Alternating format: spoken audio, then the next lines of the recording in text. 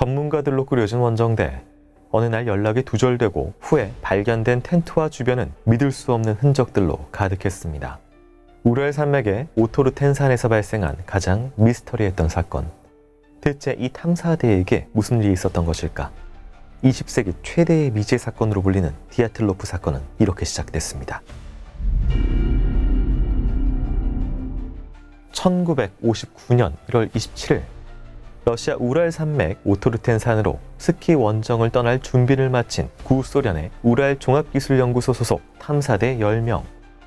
이들은 모두 스키 원정 베테랑으로 산악 전문 탐험대이기도 했습니다. 탐사대는 23세였던 대장 이고르 디아틀로프가 꾸린 팀으로 남성 8명, 여성 2명으로 구성되어 있었습니다. 이들 모두 스키나 산악 자격증 등을 보유하고 있을 만큼 전문가들이었습니다. 탐사대는 2주 동안 약 300km를 횡단할 예정이었습니다.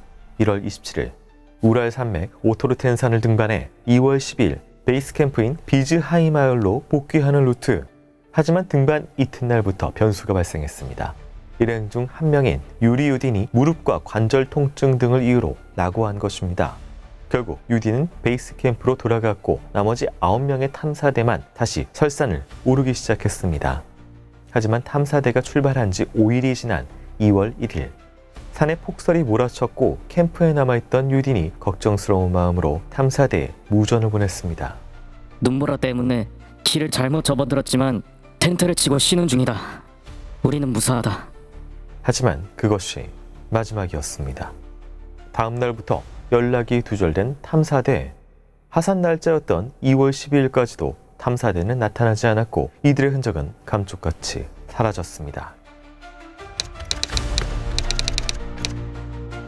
설산, 눈 많이 오는 설산은 아무리 전문가도 믿으면 안 됩니다. 왠지 어쨌든 근데 무전기가 있고 무전이 왔지만은 실제로는 무전이 안 된다. 근데 아시다시피 50년대의 무전기나 무전 기술은 급격한 온도 저하면은 배터리가 금방 나갑니다.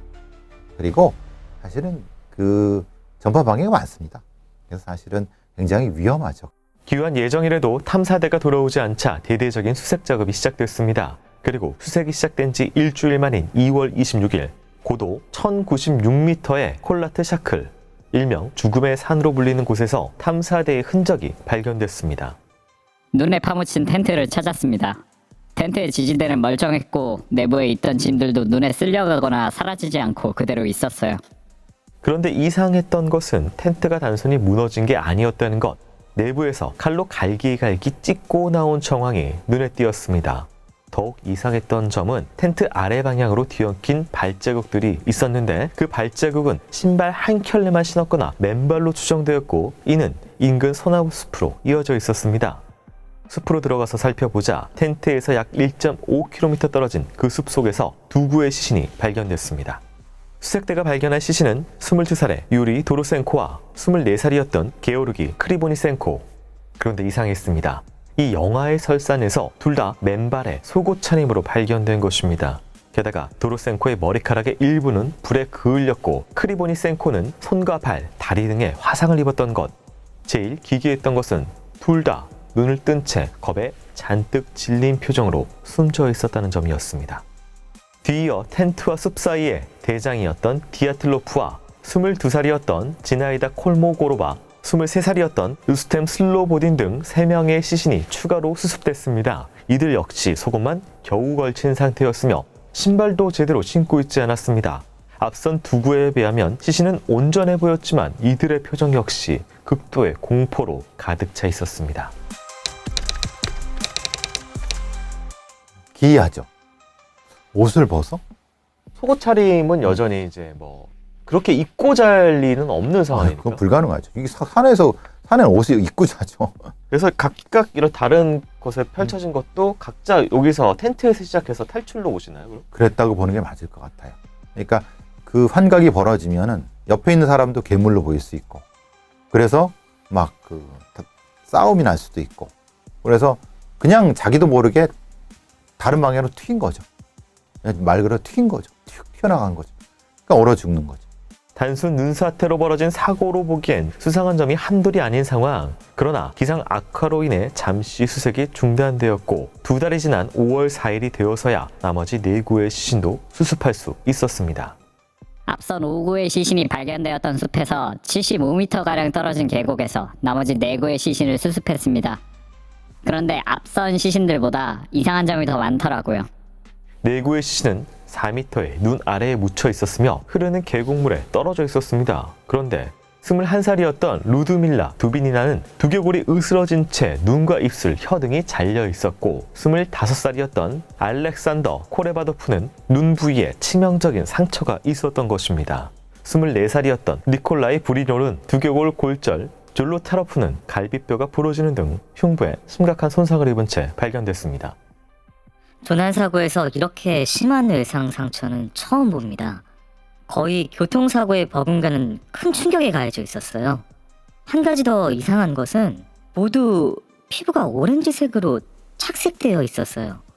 또 나중에 발견된 이들 중 일부가 앞서 속옷 차림으로 발견된 이들의 탐사복을 입고 있었는데 이건 옷을 빼앗아 입은 것일까? 이상했던 것은 그중 2명의 옷에서는 방사능 수치가 일정 수준 이상으로 검출되었다는 점입니다. 지금 계속 걸리는 게 그 상흔이 소위 말하는 추락에 의해서 가능하냐, 절벽이 떨어지거나 근데 그럼 그것이 거기에 가능한지를 위치를 보면 알겠죠. 그 가능성 아니면 환각에 의해서 동료를 괴물로 착각해서 공격해서 돌이나 아니면 머름으로 그랬을 가능성. 근데 그런 피가 막 튀어야 되거든요. 근데 그게 아니라 충돌이라든가 이런 거라고 하면은 사실은 그 설명이 안 되죠.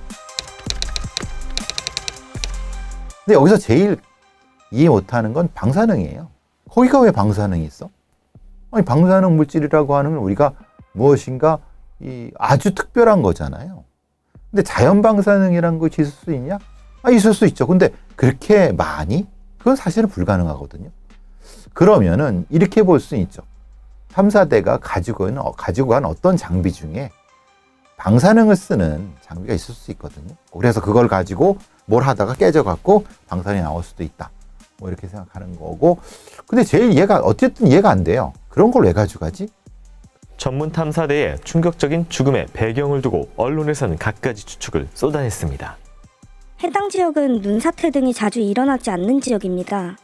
게다가 당시 머물던 텐트도 눈사태의 피해를 입었다고 보긴 어려웠고요. 만약 정말 눈사태가 났다면 탐사대 물건뿐 아니라 시신도 눈에 휩쓸려 쉽게 찾기 어려웠을 겁니다. 이러한 의문으로 전 세계에서도 사건에 관심을 보였고 미국인 칼럼니스트 마크 모르포드는 탐사대가 독초에 취해 환각에 빠진 끝에 사망했다는 가설을 제기했습니다. 탐사대 캠프 주변에는 많은 독초들이 있었고 이들이 추위를 이기기 위해 불을 피우고 독초를 태운 흔적도 있습니다. 살기 위해 피운 불이 이들을 집단 환각 속으로 이끌었던 겁니다. 그래서 공포에 질린 얼굴이었던 거라고요. 하지만 나중에 발견된 4명의 대원들이 추위를 이기기 위해 먼저 죽은 사람들의 옷을 입고 있었던 것으로 보이는 점 등으로 보면 환각만으론 이런 행동들이 설명되진 않았습니다. 그러자 이후 또 다른 가설이 제기됐습니다.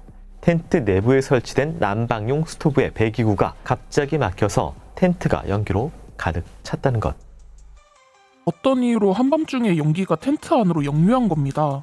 당연히 놀란 대원들은 텐트 밖으로 피신하려고 내부에서 칼자국도 낸 거고요.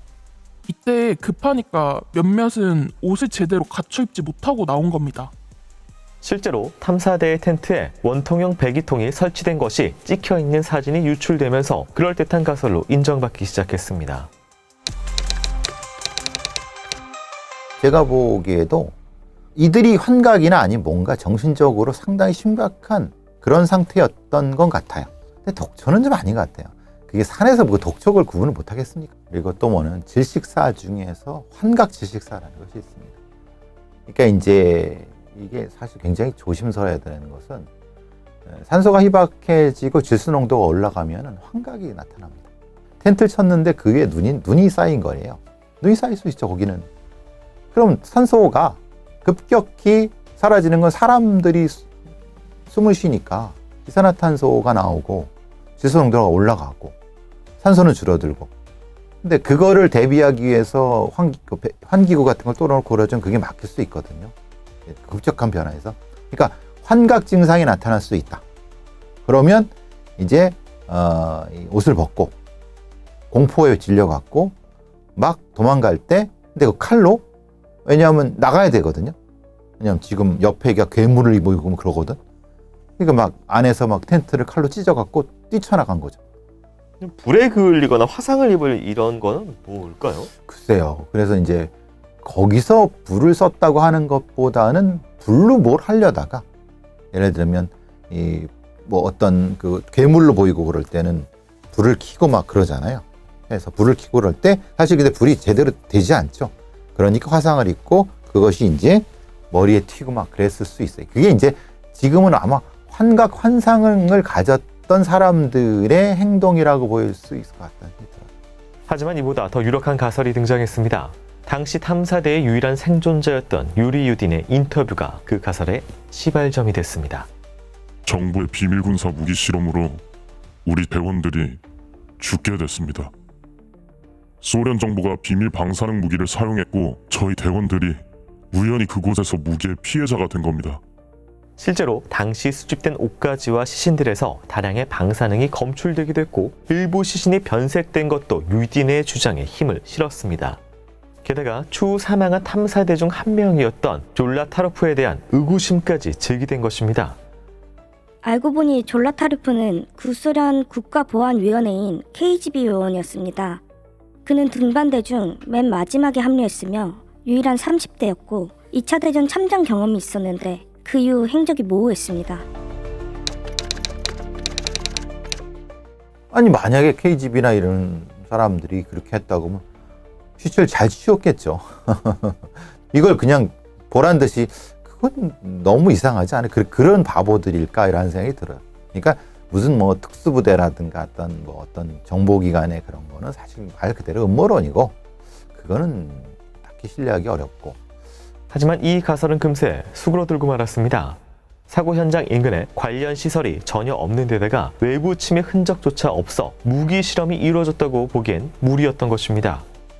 이후에도 일각에서는 외계인이 일행을 공격했다거나 탐사대가 우랄 산맥 일대 소수민족 만시족의 공격을 받았을 것이라는 등 갖가지 추측이 난무했습니다. 하지만 당시 구소련 당국은 불과 3개월 만에 수사를 종결시켜 버렸습니다. 사고 발생 이유는 정확히 알 수 없으며 살인사건은 아닌 것으로 판단됩니다.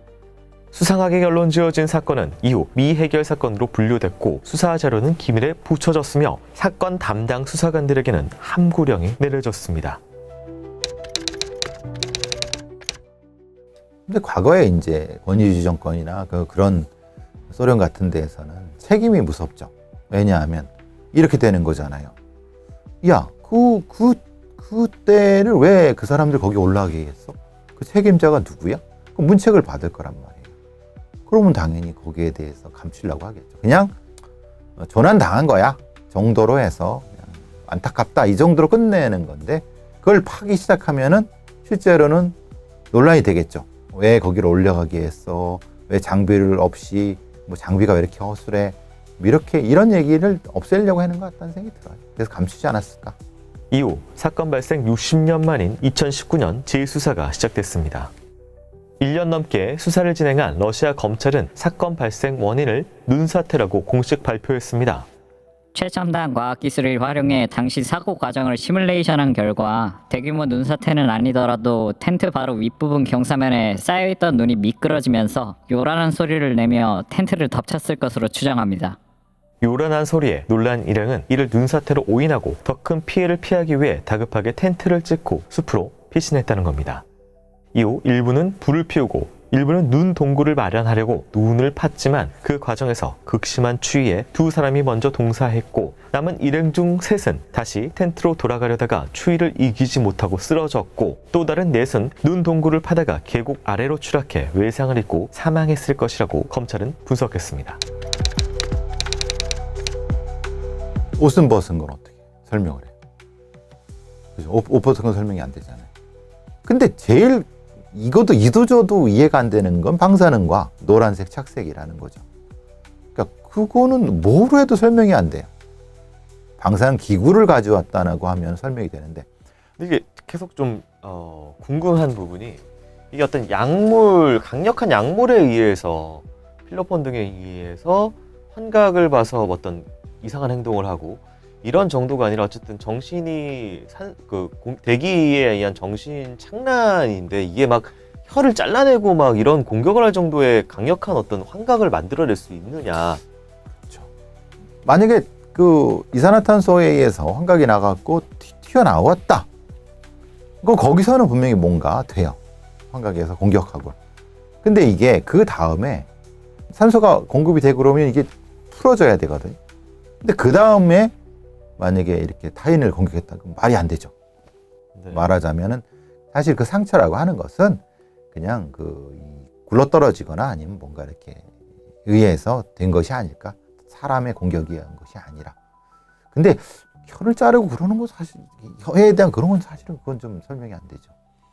러시아 정부는 사건 당시 수사 기록과 달리 텐트가 있었던 현장의 경사도는 25도로 더 가팔랐고 해당 지역 눈사태 기록은 없지만 매우 강한 눈보라가 있었던 점을 감안하면 불가능한 일도 아니라고 주장했습니다. 디아틀로프 일행은 텐트를 친 지점을 잘못 선택한 것 외에는 모두 눈사태에 대비한 교과서적인 행동이었습니다. 만일 그들이 전문가가 아니었다면 옷을 다 챙겨 입고 텐트 근처에서 어떻게든 버텼겠지만 이들은 정석대로 숲으로 대피했습니다. 이들의 전문성이 그들을 죽음으로 내몰았다고 주장한 것입니다. 하지만 정부의 재수사까지 모두 종결되었음에도 디아틀로프 탐사대의 죽음에는 눈사태가 아닌 다른 이유가 있었을 것이라는 의혹이 여전히 쉽게 가라앉지 않고 있습니다.